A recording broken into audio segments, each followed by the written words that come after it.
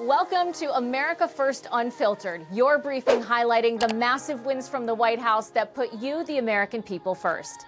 Liberating millions by imprisoning some.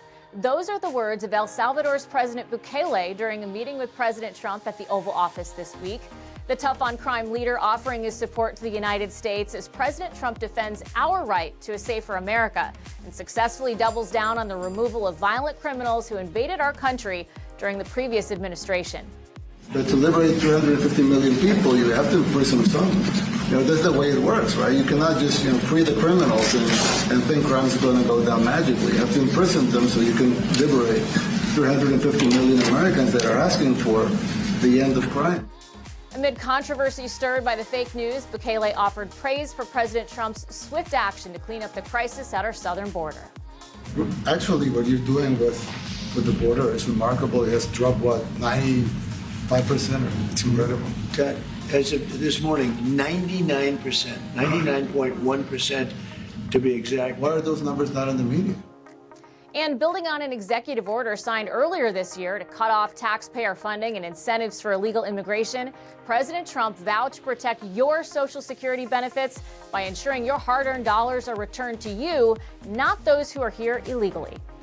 Why should there be an entire class in this country that is immunized from criminal prosecution and arrest for committing felonies? Felony theft of taxpayer information, felony theft of Social Security, felony theft of identity. These are all crimes. And yes, they will be investigated. Yes, they will be prosecuted. And yes, illegal aliens will be deported.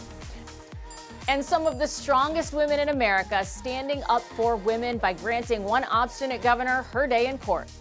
If you open women's sports or intimate facilities to males, you expose yourself to federal civil rights investigations. AFPI alums, Secretary of Education Linda McMahon and Attorney General Pam Bondi announcing legal action against the Maine Department of Education as Governor Janet Mills has defied orders from President Trump to protect women and girls in sports.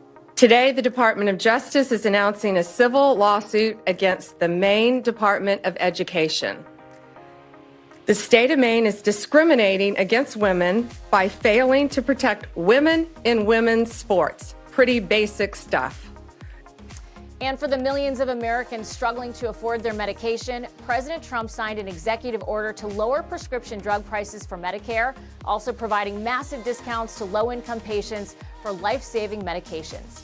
These are just a few of the highlights as transparency and putting America first remains front and center on the president's agenda. The America First Policy Institute is thrilled to support these policies and actions. I'm Jenn Pellegrino. We'll see you next week for more America First Wins.